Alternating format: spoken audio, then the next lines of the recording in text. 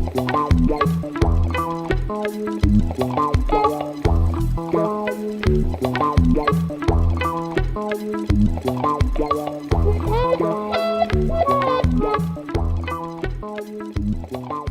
morning, everybody.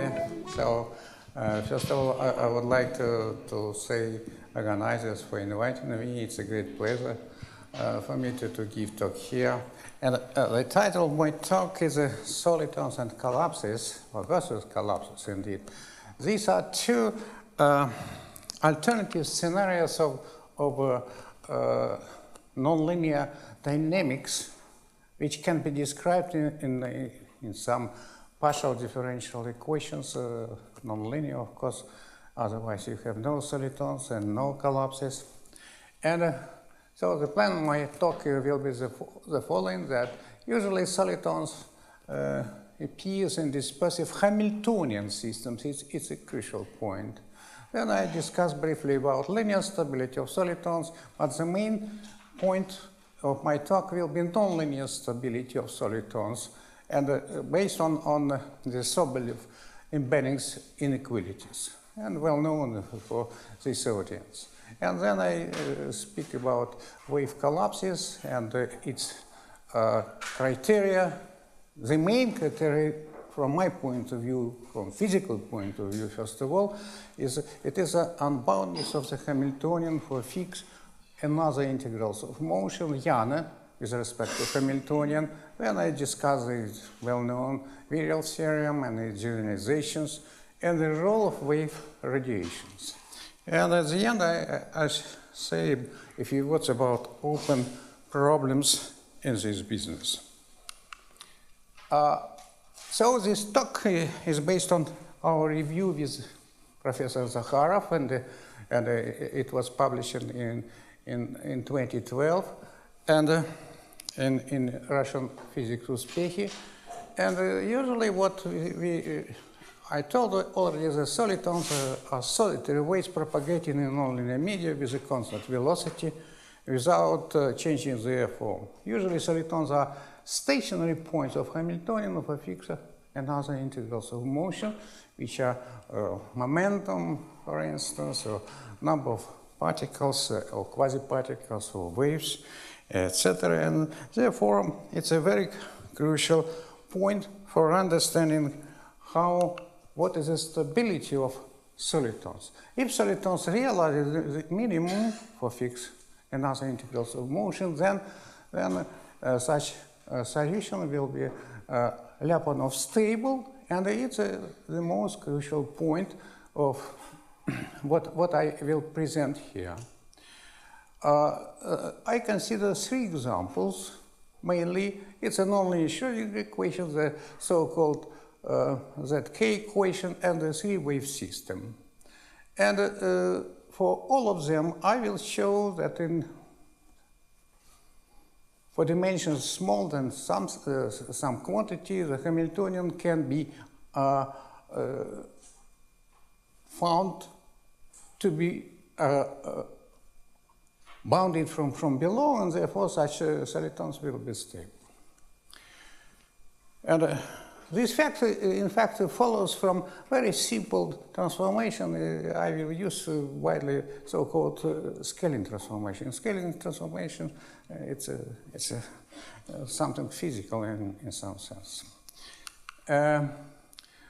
Also, it's necessary to say about what is it wave collapse. Wave collapse is a process of singularity formation in a finite time for smooth initial conditions. Historically, this notation collapse in physics was first introduced in general relativity for catastrophic events.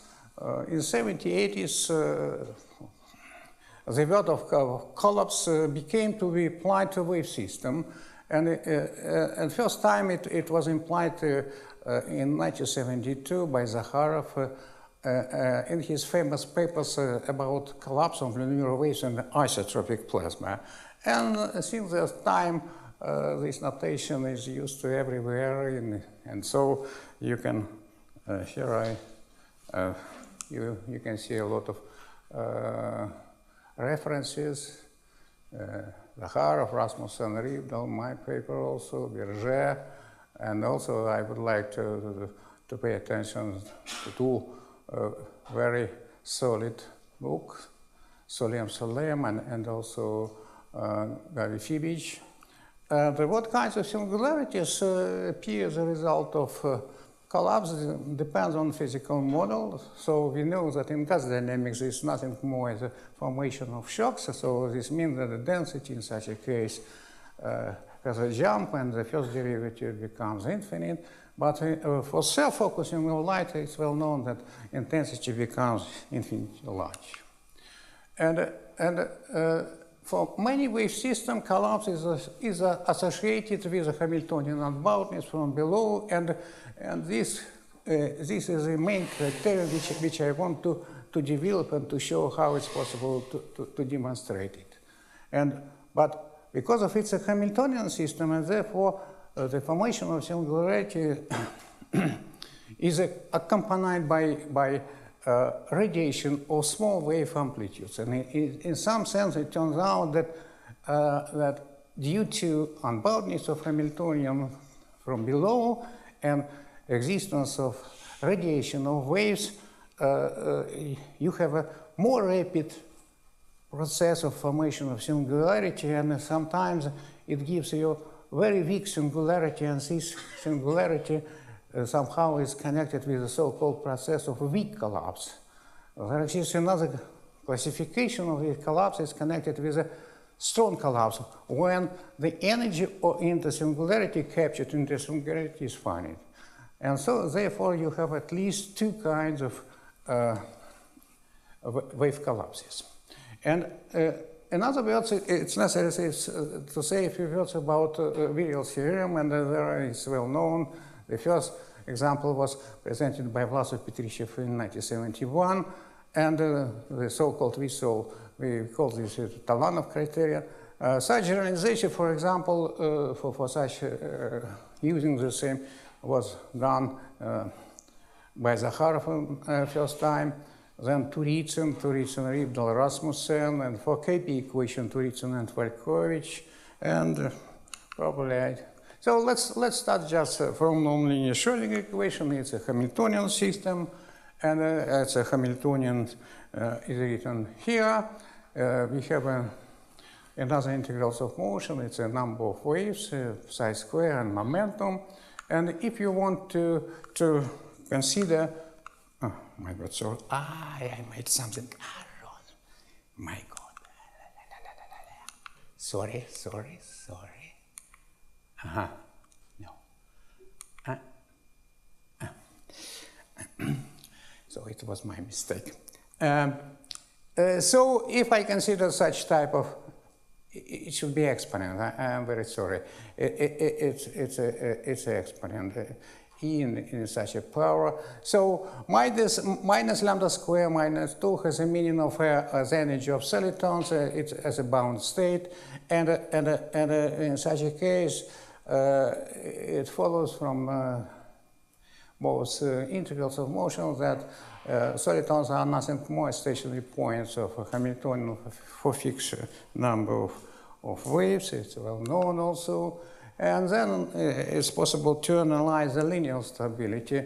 So if you consider the stationary nonlinear Schrodinger equations, and then it turns out that the number of waves will have such type of scaling, and it follows immediately using the so-called Vahitov-Kolokov criterion, which was derived in 1973, that if this derivative is negative, then such solitons are unstable.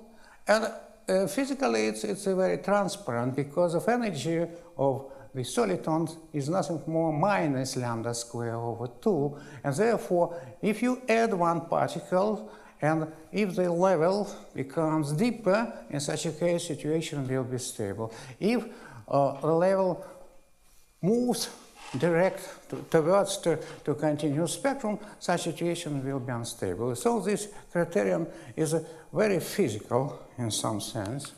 And now let me show how it's possible to analyze what you have from the point of, if you use so-called scaling transformation, remaining number of waves. In such a case, A is a scaling parameter, and Hamiltonian in such a case will behave in such a form. So for D is equal 1, you have a minimum, and this minimum corresponds to soliton solution. And it's possible, as I demonstrated just now, that in such a case, using the embedding inequalities, it's possible to show that indeed Hamiltonian realizes its minimum. And how it's possible to proceed it? It's necessary to oh my God, again, so. It's necessary to use the Sobolev theorems that between U in LP and the norm in a Sobolev space, you have the following inequality, and this inequality immediately after some scaling transformations of this inequality in one-dimensional case, for instance, gives such type of so-called Gallardo-Nirenberg inequality. It's well known, and the question is the following: you have some new constant C, and this constant C can be found as a best constant. To find it, it's necessary to consider such a functional, and then define all stationary points, and to find the minimum value for this constant. This variation problem reduced to finding of solitary solution for these equations, and then the best constant, it will be value of this functional on soliton solution, and you will get such a formula. The most interesting point is the following, and if you, oh my God, sorry. And if you apply this inequality, then it turns out that you have such type of formula, and it follows immediately that Hamiltonian this estimation becomes precise on soliton solution, and it gives that NLS solution soliton is Lyapunov stable, not only with respect to small, but also against finite perturbation. Of course, there is this inverse scattering transform, which was suggested by, for this equation by Zakharov and Shabat, and it gives more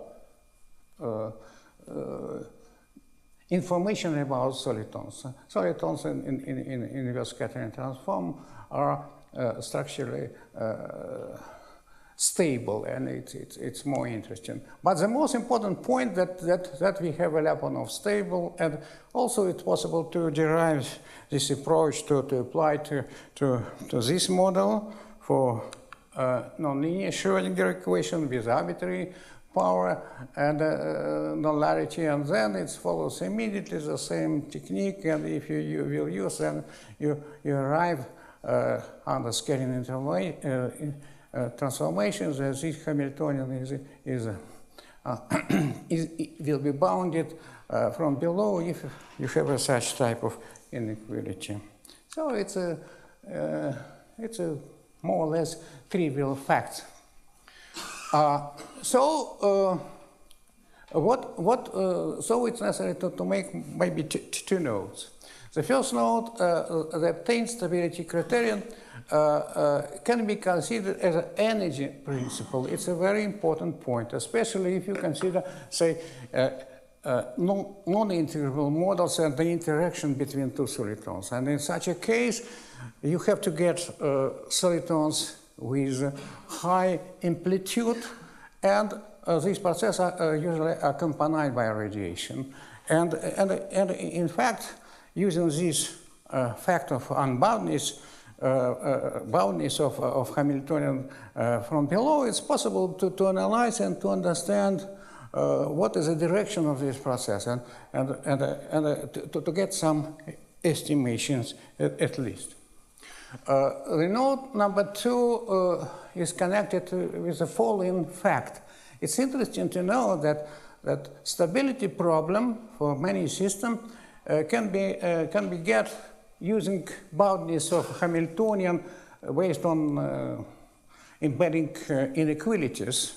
And it turns out that this problem becomes more simple than the usual linearized problem. Because of a linearized problem, for nonlinear Schrodinger, you have a big linear operator, and sometimes for nonlinear Schrodinger, you can get such criterion, which I mentioned already, hit of Kolokov criterion. But however, it's a separate story, and sometimes it's more complicated than this approach which we developed here. Now the next example. The next example, this is equations which we obtained together with Zakharov in 1974, so-called ZK equation, and if you consider this, such type of solution, then you have a Hamiltonian, and you have a momentum, and the stationary pointer again. Stationary point corresponds to the solitons moving with the velocity v. V here plays the role of Lagrangian multiplier, and after that, because of if you look at the expression for Hamiltonian, in fact it's the same like in for nonlinear Schrodinger equations. The only thing what you have is it's another power or cube here, and it gives immediately that solitons for such model must be stable, and they realize the minimum of Hamiltonian for fixed momentum, and it was demonstrated first time in our paper with Zakharov. In fact, we predicted the existence of three-dimensional solitons first time, I believe, for a nonlinear wave system. And then it's necessary to say a few words how it's possible to investigate the question about linear stability. So linear stability can be analyzed as follows, and it's necessary to rewrite our equations in Hamiltonian form. So you have a symplectic operator, it's antisymmetric with respect to change x to minus x, and then it turns out it's possible to make the same procedure like for nonlinear Schrodinger equations. And it turns out that you arrive in such a case a so-called Vahitov-Kolov type criterion, and it has the same form as it was before. So if this derivative will be larger than 0, then solitons will be stable, in linear stable, and respectively unstable in opposite case. So I would like to mention that this criterion can be applied for any dependence, for any nonlinearity which you want. Of course, in such a case, it's necessary to require that in this system, such as the solitons must exist. And it's also very important. Another example where we have also solitons. These are the so-called three-wave system, and three-wave system is written here. So omega is omega 1, omega 2, omega 3 are current frequency, V1, V2, V3 group velocity for three-wave packets. This tensor, it's nothing more than a second derivative, which describes dispersion. It's a dispersion tensor, so it's such a typical guy which comes from linear. And then you have nonlinear interaction at the right-hand side of this system. And this system also is a Hamiltonian. Hamiltonian is written here, so you have a... but the most important point is the following, that this guy much larger than this one, and this one also much larger. Therefore, in such a case, it looks like that it's not necessary to keep only this one. But however, when I consider three-wave system, between the frequencies there exists resonance conditions. Omega 1 is equal to omega 2 plus omega 3. And in such a case, this quantity becomes more or less constant. And then, in optics, the group velocity usually are very close to each other, and therefore it's necessary to move to the system of coordinates moving to group velocity, and in such a case you can exclude it more or less, and there exists some remains, but this remains leads to some renormalization of this tensor. And as a result, you have a in one-dimensional situation the following system of equations. And so it's necessary to say omega here, it's a frequency mismatch, so this quantity, this difference, assume is small comparison with the current frequency, omega 1, omega 2, and 3. And in this system, there exist so-called many row integrals, they are written here, and solitons has a following form, and psi 1 s and 2 and 3 s as a function of coordinates can be found from this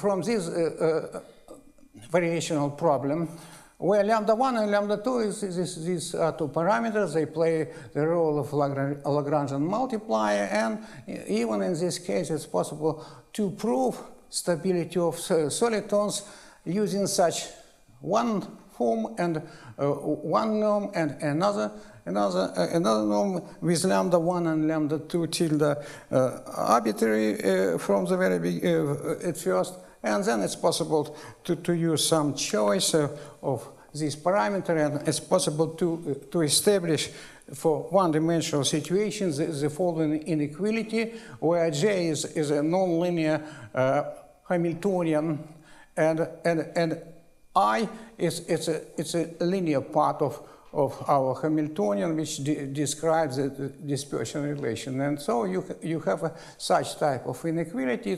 In fact, it's a Galliard-Nirenberg type inequality, which follows from the Sobolev embedding theorem.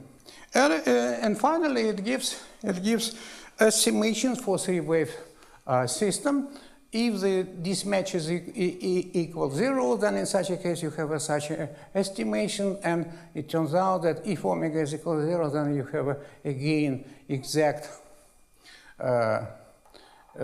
this inequality becomes precise on the soliton solution, and this soliton solution will be stable. Of course, there exists some difference, and it's written here, what will happen if omega positive or omega negative, and it's well known for people who deals with nonlinear optics that there exists some difference in these two cases.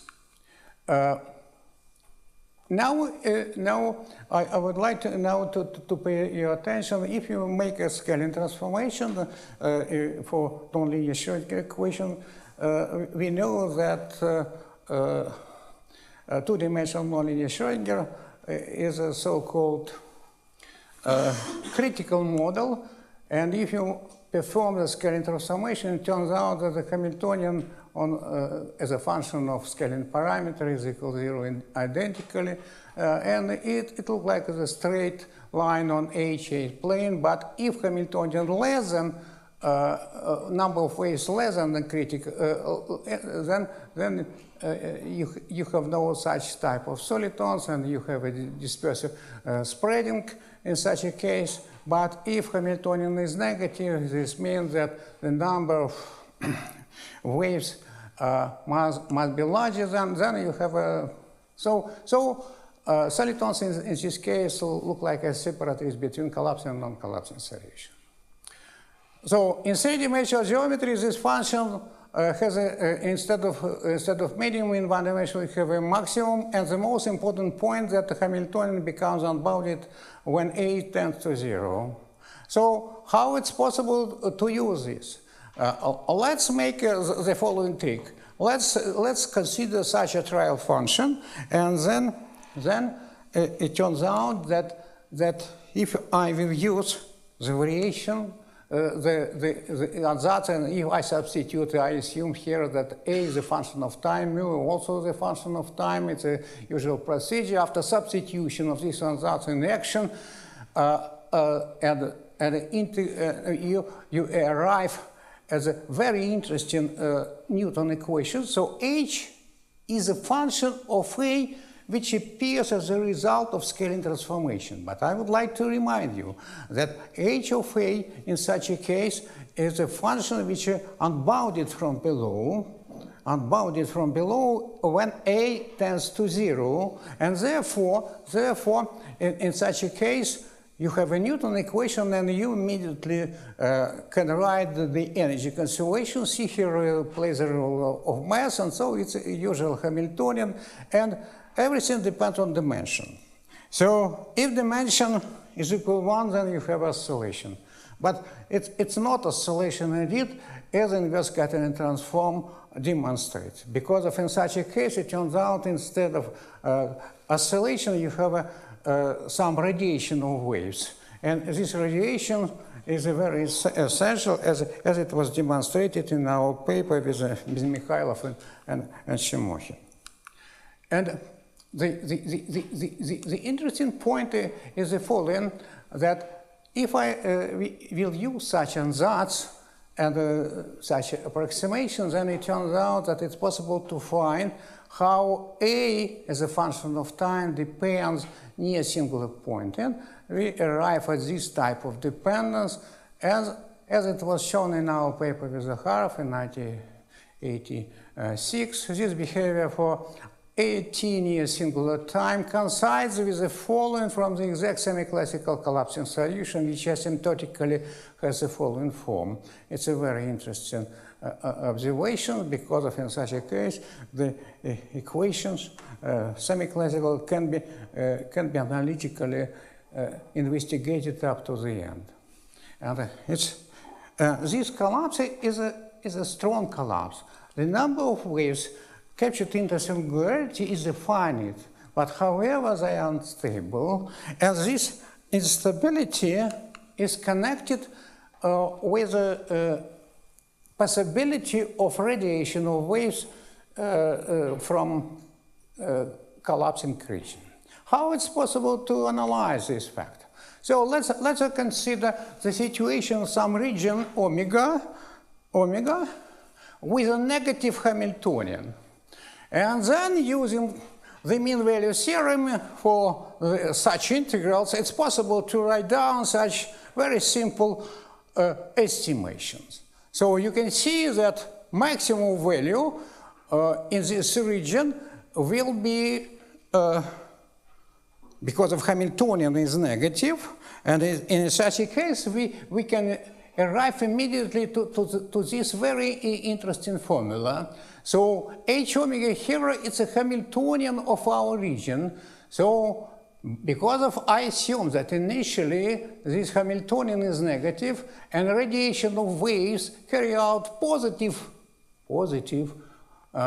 portion of Hamiltonian will increase and becomes more negative, but the number of waves from another side tends also to 0, and therefore this quantity becomes larger and larger, and so therefore this means that if you have a unbounded from below Hamiltonian and another integral, I don't know, number of waves or momentum or something else, then in such a case you can say that due to radiation of waves, you have to get singularity. The question is the following: is it finite, in infinite time singularity appearance or maybe infinite? It's an open question.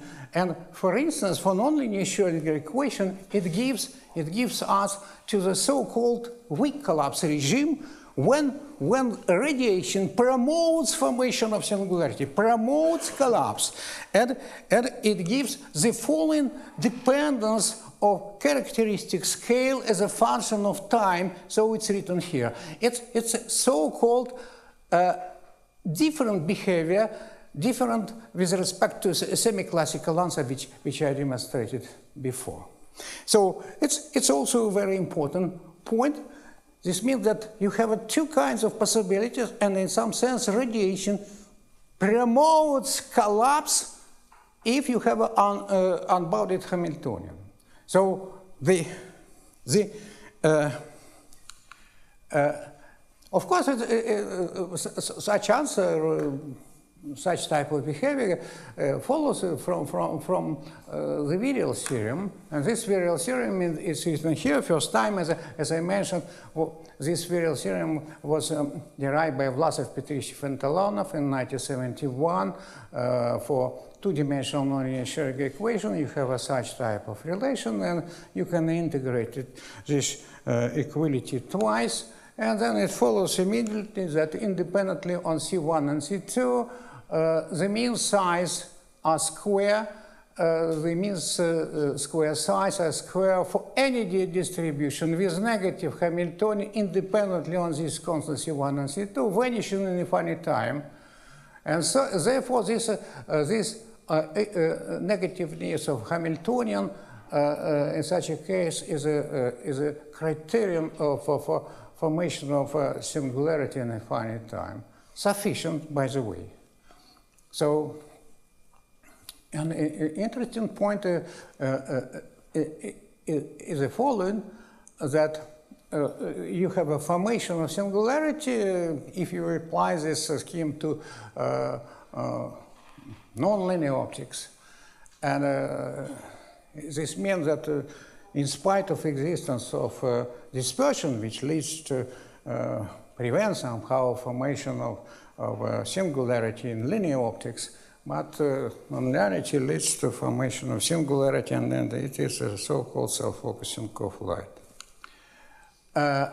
But so D is equal to, however, as I mentioned, there exists some critical number of waves, and for such case, if n less than critical number, then as it was demonstrated first time by Michael Weinstein, you have a such type of inequality which follows immediately that Hamiltonian in such a case is positive, and this means that asymptotically you have a dispersive spreading of your distribution with time. And but near singularity, as it was demonstrated the first time by Freiman, for negative Hamiltonian, instead of such type of dependence, you have a dependence which was found first time by Freiman. So you have log-log dependence. And interesting point that Lushnikov recently revisited this problem and found something interesting concerning how you can reach such type of asymptotics. What is necessary to say that if you will consider, if you will consider the three-dimensional situation, it turns out that also the criterion negativeness of Hamiltonian represents a sufficient condition for formation of singularity in infinite time, as it was first time shown by Zakharov in 1982. But it turns out that this criterion can be improved. It's not sharp D is equal to 3, as it was shown first time by Toritsin and then in our paper in 1995. This criterion can be improved, and the sharper criterion of collapse is given by the following conditions.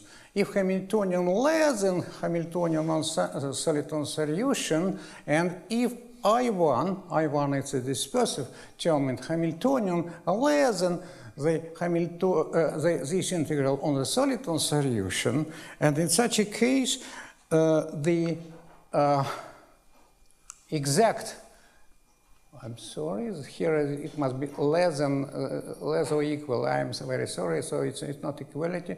Then in such the corresponding virial inequality reads as follows, so it's necessary to write down here less than equal, and it follows immediately that if you integrate this inequality twice, you arrive on the following type of relations, and it follows immediately that in spite of existence of C1 and C2, if H minus HS is a value of Hamiltonian on soliton solution, if this guy will be negative, and then you have a formation of singularity in finite time.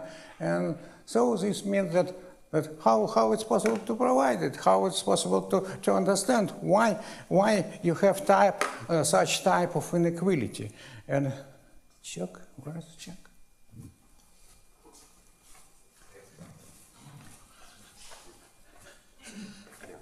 Here. Okay. So if you consider how Hamiltonian as a function of a scaling parameter depends. So it turns out that in three-dimensional situation you have something like that. And A is equal 1 corresponds to soliton solution. It's a Hamiltonian on the soliton solution. It's a value. And therefore, if you move to this direction, so it looks like as a barrier. If you move to this direction, you have a spreading. The parameter A, it's just how it. So you have a spreading in this direction. If you move this, then you have a formation of singularity in finite time. So it's necessary to, if you pass through this maximum and move this direction, then you have a falling down of some particles in unbounded potential and the appearance of singularity. And in some sense, what we see in this criterion just says that if you pass through the maximum of corresponding to this value, then you will get a formation of singularity in infinite time. So it's sharp a criterion for formation of singularity in this case. More exact in some sense. But it's a sufficient condition also. So I'm very close to conclusion. And so what I demonstrated in my lecture. First of all, the influence of nonlinearity grows with increased spatial dimension D. It follows just from the scaling transformation. As a sequence, stable solitons are intrinsic for low-dimensional system, while for high dimensions, instead of solitons, we have to expect blow-up events. So, important point. So, if you have a unboundedness from below, then you have something which is very. But by the way, we found that unboundedness of Hamiltonian in some sense the main criterion or one of the main criteria of collapse. And it's a crucial point because in such a case the collapse can be interpreted as a fall of a particle to an attracted center in a self-consistent unbounded potential, as it was demonstrated in our paper with Zakharov in 1986. It's a one point. From another side, I told that we have two variants of the wave collapse, strong and weak. So in both cases, radiation of waves promotes collapse. Radiation plays a role of dissipation. So it's a very different situation for instance, for system for I don't know, for finite system, for when you have a discrete system, for instance, you have no such phenomenon like here. So for wave system, however, you have a wave radiation, and wave radiation promotes collapse and leads to the most rapid collapse, for instance, in 3D, so-called weak collapse regime. Finally, I would like to mention maybe two open problems, maybe three indeed. The first problem, which we got some numerical indications that collapse must be, this is the three-dimensional KP equation. So for 2D KP equation, so it's a KP1 equation. It's written here. One instead of Laplacian, you have just the second derivative with respect to u, to y. You have integrable models, and in such a case, it's possible to demonstrate that the minimum of Hamiltonian in such a case is attained on soliton solution, as it first time was demonstrated in our paper with Sriram. But however, if you change dimensions, instead of second derivative with respect to y, you have Laplacian perpendicular, so ddy square, ddz square, and in such a case, the situation becomes more complicated. And however, it's physically the most important model because of it describes weakly nonlinear acoustic waves and media with positive dispersion in the real space, for instance, in plasma. So it's possible to derive this model directly from plasma physics description, and it's an important point. In 1985, Criterion and Falkovich found the criterion for KP equation with cubic nonlinearity. So if you put here instead of quadratic cubic, then using more or less the same criterion like virial inequalities, and they proved appearance of singularity in a finite time if Hamiltonian is negative. But by the way, three-dimensional situation for classical KP equations gives also the same. Hamiltonian is unbounded from below for fixed momentum. Momentum in such a case is just L2 of U. And therefore, it's necessary somehow to understand how to prove it. Numerically, we together with Semyon Musher demonstrated that indeed it gives some increasing, more or less blow-up type. But we have no exact theorem or something like that, and from physical point of view, this is a very important problem. Another model which I want to mention, it's a two-dimensional Sriram model, and it's written here. So you have the usual guys, which is written here, and then you have such type of operator. ddx and k it's an integral operator, and Fourier transform of this is a kx squared plus ky squared. And this equation describes the nonlinear behavior of the boundary layer if the thickness of so-called viscous sublayer is small enough. And in such a case, it's possible to derive this model.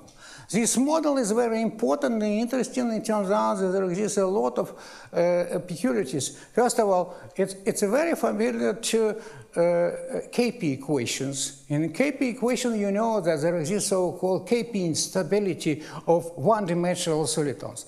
And in this case, also it's possible to get the same criterion and to get KP instability. So you have a one-dimensional situation. One-dimensional situation can be integrated.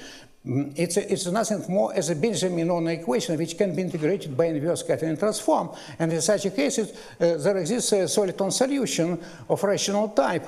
And if you perform some perturbation in transverse direction, it turns out that you have an instability. And this instability is nothing more as a Karamzev-Petriashvili instability for KP2 equation.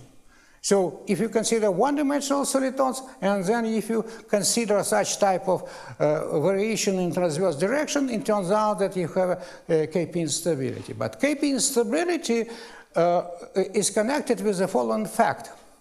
Because of KP2 equation describes as a so-called waves with a positive dispersion. Physically, this means that you, instead of shallow water, you have a hump, yeah? But here you have a hole, and the amplitude of solitons, if you will disturb it, so let me write.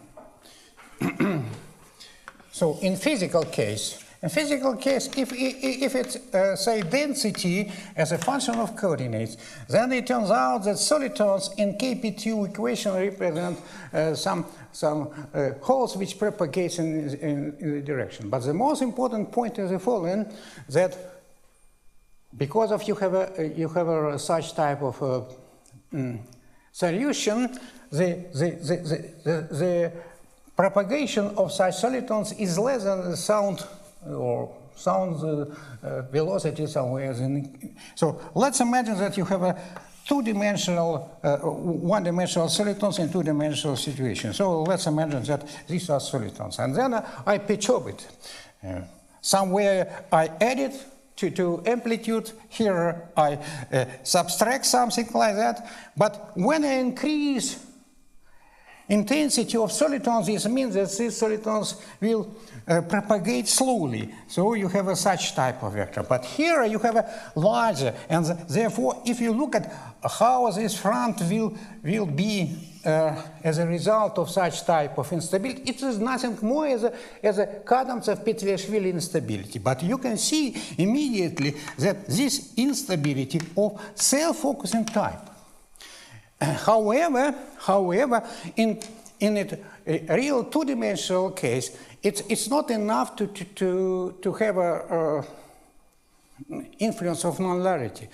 As I told, nonlinearity increases with increasing of dimensions. So even for the KP equation, you have such type of behavior. The same situation takes place for Sriram equation. So just a moment. If ky is 0, this is Benjamin. Benjamin one, yeah, right. It's a Benjamin, and a soliton there, and we investigated this problem concerning.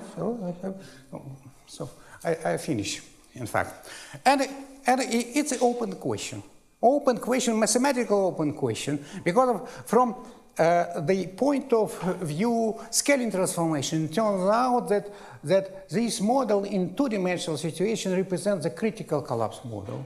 And it was demonstrated in our paper. And of course, there is this probably one of the big problem in fluids, whether you have a formation of singularity in three-dimensional Euler equation. So I finish. Okay. Thank you very much for your attention. So thank you, Professor, for this very interesting talk. So we have times for many questions.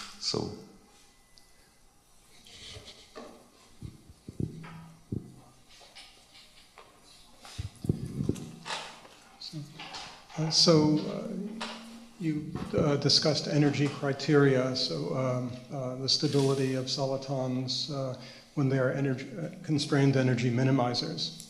Ground states. So there are many problems where you have solitons which are stable.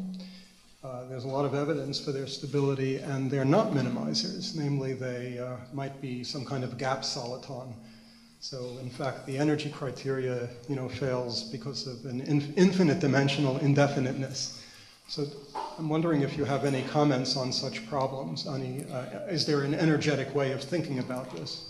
Yeah, by the way, in fact, it seems to me that Zakharov mentioned already something in a new model. Let's imagine that you have just nonlinear Schrodinger cubic in one dimensional, and then let's edit some terms which gives you, I don't know, formation of singularity in a quintic. Say, let's consider quintic with and then it turns out that in such a case, if your intensity is small enough, and then you have an almost integrable situation, but for one solitons.